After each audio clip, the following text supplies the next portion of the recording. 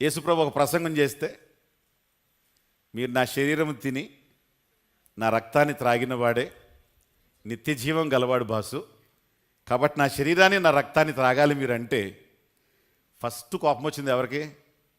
ఈ 70 మందికి. నీ కాపర్ను గూర్చి నువ్వు రాంగ్గా అర్థం చేసుకుంటే నష్టం ఎవరికి? నీకే. నీ క్షేమాన్ని కోరేవాడి గురించి నువ్వు రాంగ్గా అర్థం చేసుకుంటే నష్టం ఎవరికి? నీకే.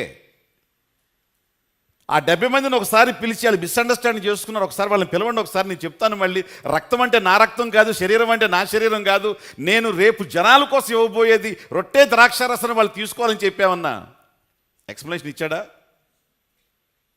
నువ్వు శిష్యుడు అయిన తర్వాత శిష్యుడి యొక్క అర్థం ఏమిటంటే గురువు గారు ఏం చెప్తే దాన్ని ఏం చేయాలి అంతే. మా నాన్న ఒక మాట చెప్పేవాడు, గురువుగారంట పగటిప్పుడు అరే దీపం వెలిగించి తీసుకురా అని అంటే, అయ్యా పగల కదయ్యా రాత్రి కాదుగా అని మాట్లాడకూడదంట. అడేం చేయాలంట? అటు దీపం వెలిగించి తెచ్చేయాలంతే. నీకు గురువు మీద అంత నమ్మకం ఉంటేనే గురువు గారి యొక్క దీవెన నువ్వు పొందేది. గురువుగారు గుడ్డోడు, గురువుగారు గుండెలో ఏమి లేదు అని చెప్పి నువ్వేదో నీ గుండెలో ఏదో ఉందని నువ్వు అనుకున్నావు అనుకో, నీకు ఉన్నది పోదు. ఈ 70 మంది ఎందుకు వీళ్ళని తీసుకెళ్ళలేదంటే వీళ్ళ బుద్ధి తెలుసు ఆయనకి. వీళ్ళు ఉన్నత శిఖరపు అనుభవాలకు నిలబడే బ్యాచీళ్ళు కాదు.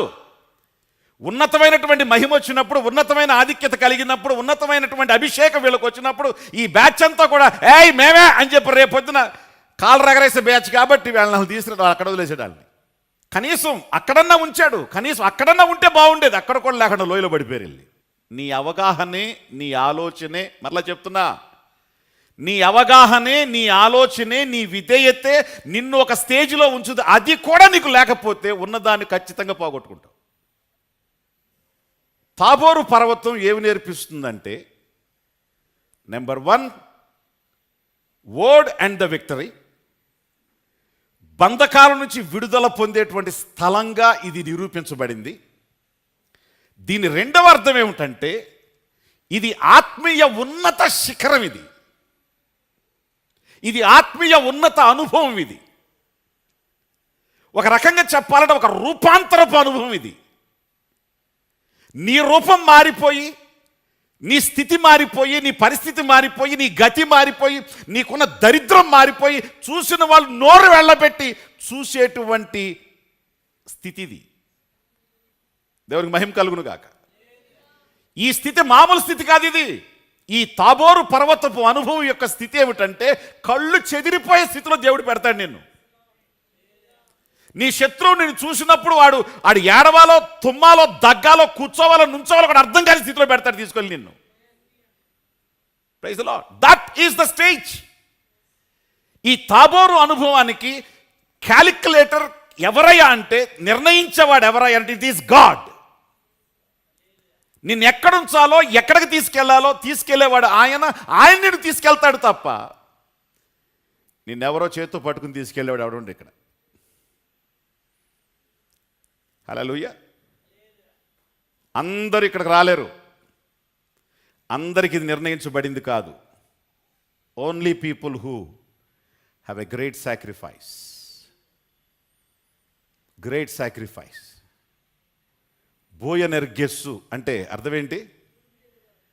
వీళ్ళిద్దరూ చాలా ఉరుము, చాలా రోషం కలిగిన వాళ్ళు అంట. వాళ్ళ అమ్మ అడిగింది, అయ్యా నీ కుడి పక్కన ఒకడు, ఎడమ పక్కన ఒకడు ఉండాలి. నా కొడుకు బిజినెస్లో ఇంత అవ్వాలి, నా కొడుకు వీడి వ్యాపారంలో ఇంత అయిపోవాలి, వీడు మా ఊర్లోనే ఎక్కువైపోవాలి, వీడు మా దేశంలోనే ఎక్కువైపోవాలి కోరలేదామా? నీ పక్కన కూడా ఆ పక్కన కూడా ఉంది అని ఆయన అన్నాడు. నేను తాగి గిన్నెలో తాగుతారా అన్నాడు. గిన్నె ఏంటి? గిన్నె నవలేస్తామన్నారు వాళ్ళు. అట్టంటోడు కావాలని. గిన్నెలో తాగడం కాదు, నాకేస్తామయ్యా మేము.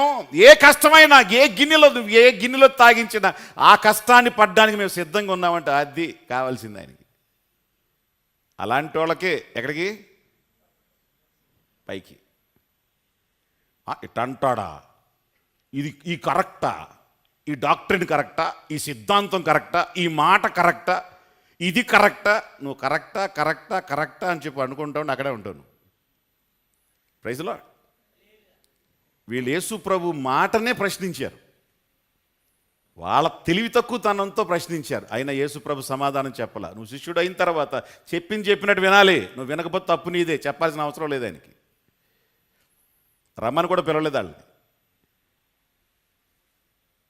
ఆ మిగిలిన 9 మందికి అపోస్తలత్వపు కృపిచ్చాడు. ఈ ముగ్గురికి పర్వత శిఖరపు అనుభవాన్ని ఇచ్చాడు. Praise God.